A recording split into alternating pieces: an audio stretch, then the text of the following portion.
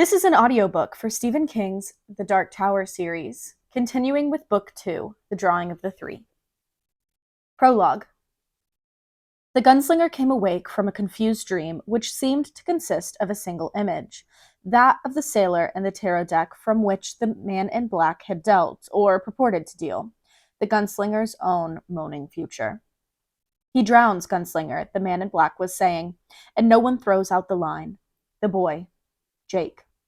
But it was no nightmare. It was a good dream. It was good because he was the one drowning, and that meant he was not Roland at all, but Jake. And he found this a relief, because it would be far better to drown as Jake than to live as himself, a man who had, for a cold dream, betrayed a child who had trusted him. Good, all right, I'll drown, he thought, listening to the roar of the sea. Let me drown. But this was not the sound of open deeps. It was the grating sound of water with a throat full of stones. Was he the sailor? If so, why was land so close? And, in fact, was he not on the land? It felt as if freezing cold water doused his boots and ran up his legs to his crotch. His eyes flew open then, and what snapped him out of the dream wasn't his freezing balls, which had suddenly shrunk to what felt like the size of walnuts, nor even the horror to his right, but the thought of his guns. His guns, and even more important, his shells. Wet guns could be quickly disassembled, wiped dry, oiled, wiped dry again, oiled again, and reassembled. Wet shells, like wet matches, might or might not ever be usable again. The horror was a crawling thing, which must have been cast up by a previous wave. It dragged a wet, gleaming body laboriously along the sand. It was about 4 feet long and about 4 yards to the right. It regarded Roland with oblique eyes on stalks. Its long, serrated beak dropped open, and it began to make a noise that was weirdly human-like speech. Plaintive, even desperate questions in an alien tongue. Didachik? Dumachum? Datacham? Dedachek? The gunslinger had seen lobsters. This wasn't one. Although lobsters were the only things he had ever seen which this creature even vaguely resembled. It didn't seem afraid of him at all. The gunslinger didn't know if it was dangerous or not. He didn't care about his own mental confusion, his temporary inability to remember where he was or how he had gotten there, if he had actually caught the man in black, or if that had only been a dream. He only knew he had to get away from the water before it could drown his shells. He heard the grinding, swelling roar of water and looked up from the creature. It had stopped and was holding up the claws with which it had been pulling itself along, looking absurdly like a boxer, assuming his open stance, which, Court had taught them, was called the honor stance, to the incoming breaker with its curdle of foam. It hears the wave, the gunslinger thought. Whatever it is, it's got ears. He tried to get up, but his legs, too numb to feel, buckled under him. I'm still dreaming, he thought, but even in his current confused state, this was a belief much too tempting to really be believed. He tried to get up again, almost made it, then fell back. The wave was breaking. There was no time again. He had to settle for moving in much the same way as the creature on his right seemed to move. He dug in with both hands and dragged his butt up the stony shingle, away from the wave. He didn't progress enough to avoid the wave entirely, but he got far enough for his purposes. The wave buried nothing but his boots. It reached almost to his knees and then retreated. Perhaps the first one didn't go as far as I thought. Perhaps. There was a half moon in the sky. A caul of mist covered it, but it shed enough light for him to see that the holsters were too dark. The guns, at least, had suffered a wetting. It was impossible to tell how bad it had been, or if either the shells currently in the cylinders or those in the crossed gun belts had also been wetted. Before checking, he had to get away from the water. Had to. Got a chalk? This was much closer. In his worry over the water, he had forgotten the creature the water had cast up. He looked around and saw it was now only 4 feet away. Its claws were buried in the stone and shell-littered sand of the shingle, pulling its body along. It lifted its meaty, serrated body, making it momentarily resemble a scorpion, but Roland could see no stinger at the end of its body. Another grinding roar, this one much louder. The creature immediately stopped and raised its claws into its own peculiar version of the honor stance again. This wave was bigger. Roland began to drag himself up the slope of the strand again, and when he put out his hands, the clawed creature moved with a speed of which its previous movements had not even hinted.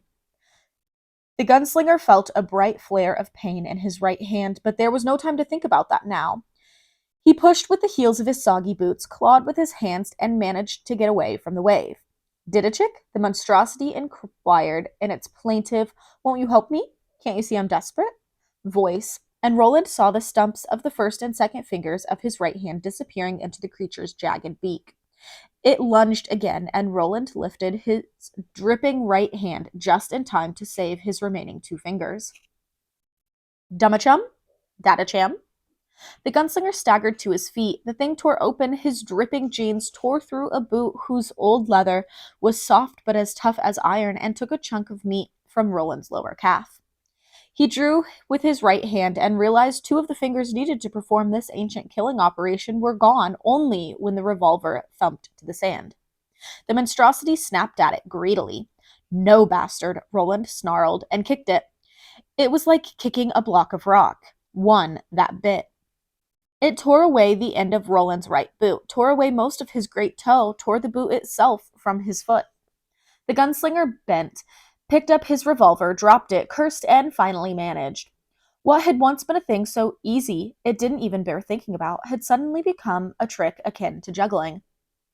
The creature was crouched on the gunslinger's boot, tearing at it as it asked its garbled questions. A wave rolled toward the beach, the foam which curdled its top, looking pallid and dead in the netted light of the half-moon. The monstrosity stopped working on the boot and raised its claws in that boxer's pose. Roland drew with his left hand and pulled the trigger 3 times. Click, click, click. Now he knew about the shells in the chambers, at least. He holstered the left gun. To holster the right, he had to turn its barrel downward with his left hand and then let it drop into place. Blood slimed the worn ironwood hand grips. Blood spotted the holster and the old jeans to which the holster was thong-tied. It poured from the stumps where his fingers used to be.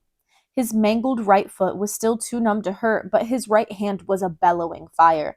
The ghosts of talented and long-trained fingers, which were already decomposing in the digestive juices of that thing's guts, screamed that they were still there, that they were burning. "I see serious problems ahead," the gunslinger thought remotely. The wave retreated. The monstrosity lowered its claws, tore a fresh hole in the gunslinger's boot, and then decided the wearer had been a good deal more tasty than this bit of skin it had somehow sloughed off. "Dutta chum?" it asked, and scurried toward him with a ghastly speed. The gunslinger retreated on legs he could barely feel. Realizing that the creature must have some intelligence, it had approached him cautiously, perhaps from a long way down the strand. Not sure what he was or of what he might be capable. If the dowsing wave hadn't wakened him, this thing would have torn off his face while he was still deep in the dream. Now it had decided he was not only tasty, but vulnerable. Easy prey. It was almost upon him, a thing 4 feet long and a foot high, a creature which might weigh as much as 70 pounds and which was as single-mindedly carnivorous as David, the hawk he had had as a boy, but without David's dim vestige of loyalty. The gunslinger's left boot heel struck a rock jutting from the sand, and he tottered on the edge of falling. "Dadachak?" the thing asked, solicitously it seemed, and peered at the gunslinger from its stocky, waving eyes as its claws reached. And then a wave came, and the claws went up again in the honor stance. Yet now they wavered the slightest bit, and the gunslinger realized that it responded to the sound of the wave. And now the sound was, for it at least, fading a bit. He stepped backward over the rock, then bent down as the wave broke upon the shingle with its grinding roar. His head was inches from the insectile face of the creature. One of its claws might easily have slashed the eyes from his face, but its trembling claws, so like clenched fists, remained raised to either side of its parrot-like beak. The gunslinger reached for the stone over which he had nearly fallen. It was large, half buried in the sand, and his mutilated right hand howled as bits of dirt and sharp edges of pebble ground into the open, bleeding flesh. But he yanked the rock free and raised it, his lips pulled away from his teeth. "Data," the monstrosity began, its claws lowering and opening as the wave broke and its sound receded. and the gunslinger swept the rock down upon it with all his strength. There was a crunching noise as the creature's segmented back broke. It lashed wildly beneath the rock, its rear half lifting and thudding, lifting and thudding. Its interrogatives became buzzing exclamations of pain. Its claws opened and shut upon nothing. Its maw of a beak gnashed up clots of sand and pebbles. And yet, as another wave broke, it tried to raise its claws again, and when it did, the gunslinger stepped on its head with his remaining boot. There was a sound like many small, dry twigs being broken. Thick fluid burst from beneath the heel of Roland's boot, splashing in two directions. It looked black. The thing arched and wriggled in a frenzy. The gunslinger planted his boot harder. A wave came. The monstrosity's claws rose an inch, 2 inches, trembled, and then fell, twitching, open and shut. The gunslinger removed his boot. The thing's serrated beak, which had separated 2 fingers and 1 toe from his living body, slowly opened and closed. One antenna lay broken on the sand. The other trembled meaninglessly. The gunslinger stamped down again and again. He kicked the rock aside with a grunt of effort and marched along the right side of the monstrosity's body, stamping methodically with his left boot, smashing its shell, squeezing its pale guts out onto the gray sand.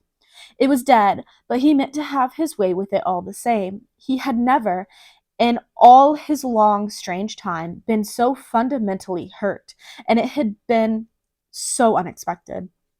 He kept on until he saw the tip of one of his own fingers in the dead thing's sour mash, saw the white dust beneath the nail from the Golgotha where he and the man in black had held their long palaver, and then he looked aside and vomited.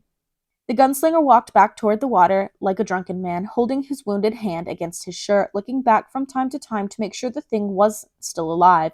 Like some tenacious wasp, you swat again and again, and still twitches, stunned but not dead, to make sure it wasn't following, asking its alien questions in its deadly, despairing voice. Halfway down the shingle, he stood swaying, looking at the place where he had been, remembering. He had fallen asleep, apparently, just below the high tide line. He grabbed his purse and his torn boot. In the moon's glabrous light, he saw other creatures of the same type, and in the satura between one wave and the next, he heard their questioning voices. The gunslinger retreated a step at a time, retreated until he reached the grassy edge of the shingle. There he sat down and did all he knew to do. He sprinkled the stumps of his fingers and toe with the last of his tobacco to stop the bleeding. Sprinkled it thick in spite of the new stinging. His missing great toe had joined the chorus. And then he only sat, sweating in the chill, wondering about infection, wondering how he would make his way in this world with 2 fingers on his right hand gone. When it came to the guns, both hands had been equal, but in all other things his right had ruled. Wondering if the thing had some poison in its bite which might already be working its way into him, wondering if morning would ever come.